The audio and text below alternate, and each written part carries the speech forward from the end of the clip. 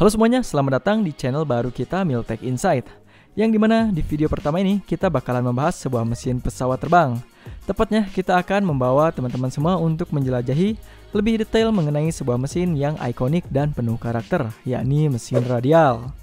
Tapi sebelum kita melangkah lebih jauh, mari bayangkan momen epik dalam sejarah penerbangan pada masa Perang Dunia ke-1, di mana pesawat terbang di atas kita dengan suara guruh, kuat, pekat, dan menakutkan melintas. Dan yang mendorongnya adalah mesin radial yang legendaris, di mana mesin ini memiliki daya tarik dan sejarah yang tak tertandingi.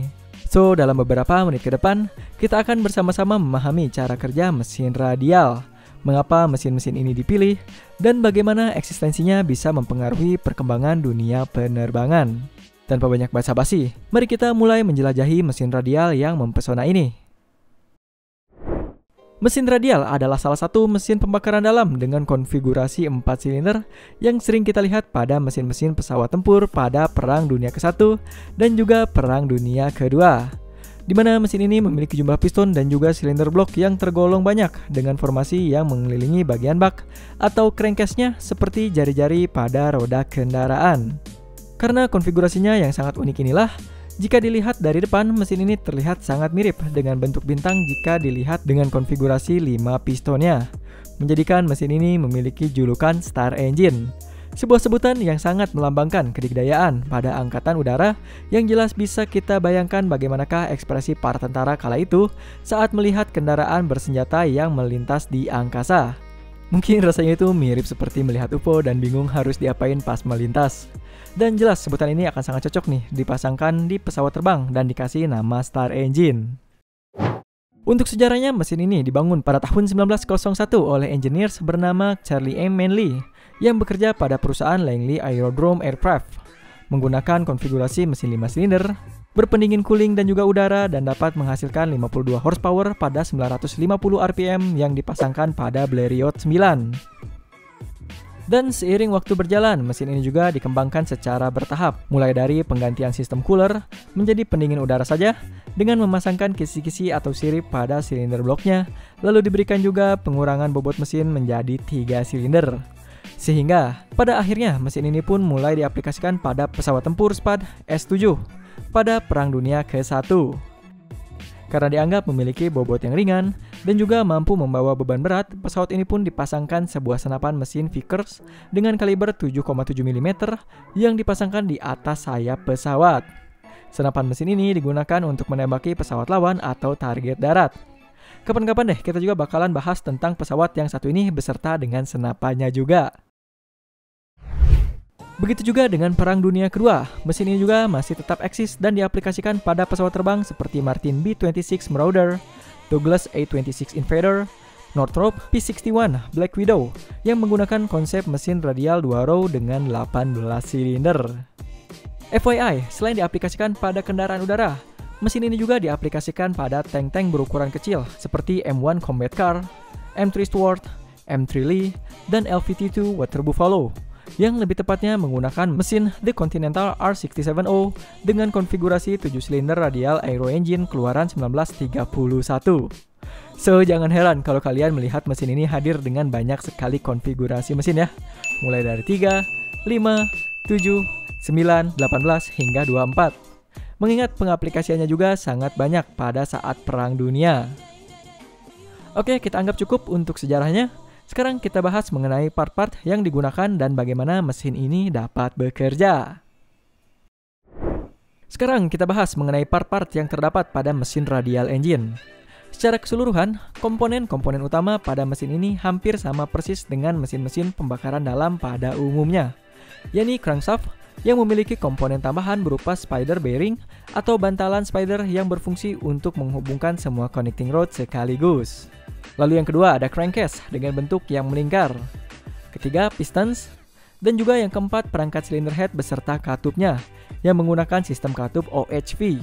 Untuk penjelasan lebih detail tentang OHV ini, langsung aja datengin channel kita FTShare atau FTS Simulation ya. Namun, pada mesin ini berbeda dengan mesin katup OHV pada umumnya. Pada mesin radial tidak memiliki camshaft. Fungsi camshaftnya digantikan dengan gear train berkonfigurasi planetary gear yang diberi nama sebagai camring dengan rasio putar planetary gearnya ada di 1:8, khusus untuk 9 silinder. Yang artinya, setiap 8 putaran mesin menghasilkan 1 putaran camring. Dan seperti yang bisa kita lihat, bahwa camring ini juga memiliki 4 benjolan atau nose yang berfungsi untuk menggerakkan katup pada silinder headnya. Lalu untuk sistem pengkabutannya, mesin ini menggunakan karbu dan juga injection. Selanjutnya ada juga spark plug untuk penggunaan bahan bakar bensin. Dan selanjutnya part utama terakhir tentunya pada mesin pesawat dibutuhkan propeller atau baling-baling. Untuk cara kerjanya sendiri bisa dibilang sangat simpel. Sistem kerjanya ini menggunakan sistem katup 4-stroke yang bisa kita lihat juga di motor ataupun mobil. Namun jelas berbeda karena syarat mesin pembakaran dapat disebut sebagai mesin radial adalah terdapat banyaknya jumlah piston dan jumlah silindernya atau bisa juga disebut sebagai mesin multisilinder. Dengan syarat konsep silinder juga harus mengelilingi mesin dan jumlah silinder paling sedikit adalah 3. Kenapa nggak 2? Karena sebutan untuk 2 silinder yang berlawanan sudah digunakan untuk boxer ataupun flat engine. So, wajib hukumnya bagi mesin radial berkonfigurasi minimal 3 silinder ya. Keunikan lain dari mesin opposed piston ini adalah jumlah silindernya pada setiap row harus berjumlah ganjil, yakni 3, 5, 7, dan 9.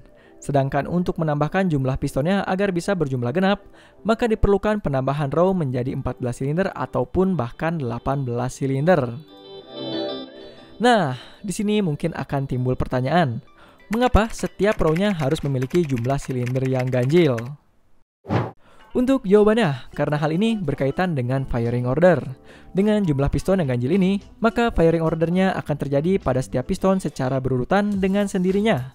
Sebagai contoh, jika radial engine menggunakan konsep 9 silinder, maka firing ordernya adalah 1, 3, 5, 7, 9, 2, 4, 6, dan 8. Dan barulah kembali lagi ke 1.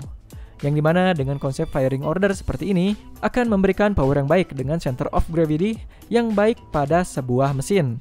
Itulah mengapa radial engine banyak diaplikasikan pada mesin pesawat tempur. Karena selain powernya yang besar seperti yang kita lihat tadi, keseimbangan yang dimiliki mesin ini pun cukup baik jika dibandingkan dengan mesin pada umumnya. Oke, itu dia untuk firing ordernya. Sekarang bagaimana untuk konfigurasi katup OHV agar dapat bekerja dengan bentuk mesin yang melingkar seperti ini? Camshaft ini memiliki konfigurasi planetary gear yang memiliki nose pada diameter gear luarnya. Seperti yang udah kita sampaikan sebelumnya dengan posisi nose yang saling bersilangan. Sedangkan untuk siklus dayanya seperti yang kita bilang tadi juga, mesin ini menggunakan konsep 4-stroke. Jadi persis seperti mesin pada umumnya, pada mesin ini pun akan ada proses hisap atau intake, compression atau kompresi, ignition atau patik, dan juga buang atau exhaust.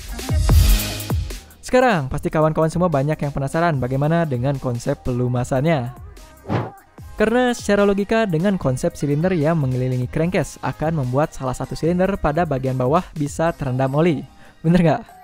Jadi biar nggak penasaran, sekarang kita langsung masuk aja ke bagian proses pelumasan pada radial engine. Nah, untuk kawan-kawan yang sering bertanya, kira-kira bagaimana sih sistem pelumasan pada mesin radial? Untuk sistem pelumasannya menggunakan konsep yang sama dengan mesin 2-stroke, yakni sistem pelumasan yang disebut sebagai Total Loss Oiling System atau TLOS. Di mana oli memang akan dibuang bersamaan dengan bahan bakar yang akan dipatik. Atau sistem ini juga lebih dikenal dengan sebutan oli samping yang sudah tercampur dengan bahan bakar saat melalui saluran intake. Jadi walaupun menggunakan konsep mesin 4 tak atau 4-stroke, kenyataannya jenis radial engine memiliki gas buang yang kurang ramah lingkungan juga. Oke, itu dia untuk pelumasan pada bagian piston. Sekarang bagaimanakah dengan pelumasan pada bagian crankshaft dan lain-lainnya? Untuk melumasi komponen-komponen tersebut, maka sebagian oli akan disemprotkan oleh injektor langsung ke bagian crankcase, crankshaft, dan juga sebagian lainnya akan langsung dipompa menuju bantalan. Pastinya di sini akan terbesit pertanyaan yang seperti awal tadi, yakni bagaimanakah dengan pelumasan crankcase yang rembes menuju silinder yang posisinya berada di bawah. Pada saat dioperasikan, rembesan oli tidak akan mengganggu kinerja mesin karena kuantitas rembesan olinya yang sangat sedikit dan langsung terbakar. Namun, berbeda halnya dengan mesin yang baru saja akan digunakan. Karena adanya jeda waktu yang cukup panjang sebelum mesin digunakan, oli pun akan menumpuk dan memenuhi bagian combustion chamber pada silinder terbawahnya. Kondisi ini biasanya dikenal juga dengan sebutan engine hydraulic locking. Untuk menanganinya, maka diperlukanlah penanganan secara manual, yakni dengan cara memutar baling-baling mesin sampai silinder blok benar-benar bersih dari genangan olinya. Nah, pasti di antara kawan-kawan ada yang timbul pertanyaan lagi nih. Kalau harus diputar, kenapa nggak langsung dihidupkan aja mesinnya? Toh dengan banyaknya silinder mesin, pasti mesin dapat dihidupkan walaupun sedikit pincang saat pertama kali digunakan. Justru disinilah permasalahannya, karena engine hydraulic locking itu akan merubah rasio kompresi pada dapur pacu. Dan permasalahan keduanya adalah cairan itu lebih sulit dikompresi dibandingkan dengan udara. Yang artinya, kalau mesin dioperasikan secara paksa, tentunya akan mengakibatkan kerusakan pada beberapa komponen, terutama pada bagian connecting rod yang bisa bengkok bahkan patah jika menerima gerakan dan tekanan dari genangan oli secara paksa.